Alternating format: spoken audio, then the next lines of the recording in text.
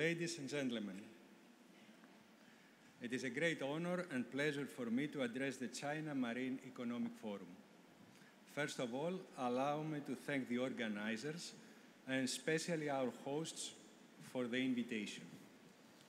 Greece, a country with a strong maritime tradition and archipelagic nation, it is looking forward to a constructive exchange of views under a common vision, that of promoting sustainable transport with the maritime as an essential component.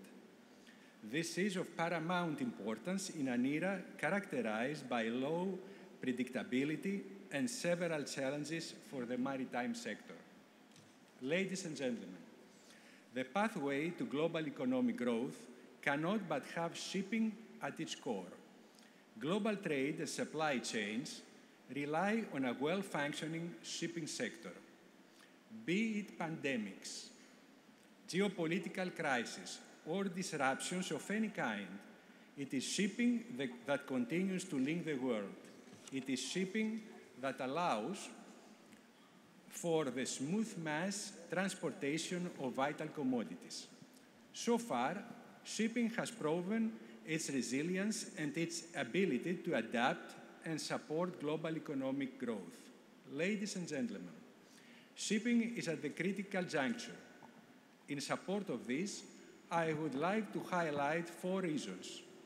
First, the new environmental targets and the need for decarbonization of the international maritime sector. Second, the seafarers' shortages and the need for upskilling and reskilling of crews. Third, the technology innovation along with digitalization. And fourth, maritime security threatened from unjustified attacks against commercial ships, innocent seafarers, and our ecosystems. These are the new challenges which policymakers and stakeholders in the maritime sector will need to tackle in the immediate and near future. For policymakers and the maritime industry, it is crucial to ensure a stable regulatory framework and a global level playing field for the industry.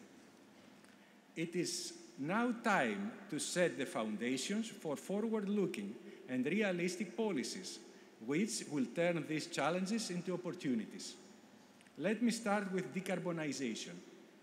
Greece warmly welcomed the 2023 IMO strategy on the reduction of GHG emissions. This is a milestone to ensure that international maritime transport makes a fair contribution to the future of this planet. Greece consistently supports the critical institutional role of IMO in regulating all matters relating to international shipping. The same is true when it comes to the development of realistic mid- and long-term measures that will lead to carbon-neutral shipping by or around the middle of the century. No doubt, it will be a long and a difficult pathway ahead. If there is an absolute prerequisite, this is to ensure the worldwide availability of safe and affordable, low to zero carbon fuels. In order to do that, we have to work closely together, and I mean both in and out of sector. In the social domain, qualified and competent crews are needed to drive shipping to the new digital and more sustainable era. The shortage of rightly motivated, skillful seafarers, particularly officers, has reached an alarming dimension. I will not refer to statistics, I am sure you are all aware. This is definitely a global and complex problem. It calls for coordinated international action and strong political will from us all. We need to persuade our youth that the sea offers and ocean offers opportunities for a well-paid and socially rewarding career. All stakeholders and governments alike should highlight and promote the image of shipping. All of us here today, we have missed attributing our seafarers the recognition and dignity they deserve. Reskilling and upskilling are preconditions to keep up with the constant and rapid technological challenges and the demands of the industry. 800,000 seafarers will need to be upskilled in the next years. Last but not least, I would like to refer to the situation in the Red Sea. I believe that we all agree that horrific attacks against ships and seafarers have caused serious disruptions to global trade. There can be no excuse for putting the lives of innocent seafarers at risk, imperil the vibrant maritime ecosystem in the Red Sea and the Gulf of Aden, and jeopardize the livelihoods of people in coastal areas in the region. Ladies and gentlemen, with 17% of global shipping in DWT being Greek-owned, this small country, accounting for only 0.15% of world population, is proud to serve faithfully better quality of life at every corner of the universe.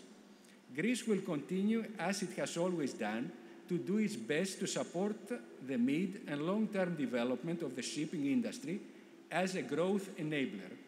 International transport systems and international shipping, as their integral part, should boost and, at the same time, serve the three pillars of sustainability: the environmental, the social, and the economic one. This will be done by maximizing efficiency, minimizing pollution, and ensuring resilience of our transport systems. It is in our hands to make this happen. With these words, I would like to thank once again the organizers for their kind invitation, and it is a great honor for me to be here today. Thank you very much.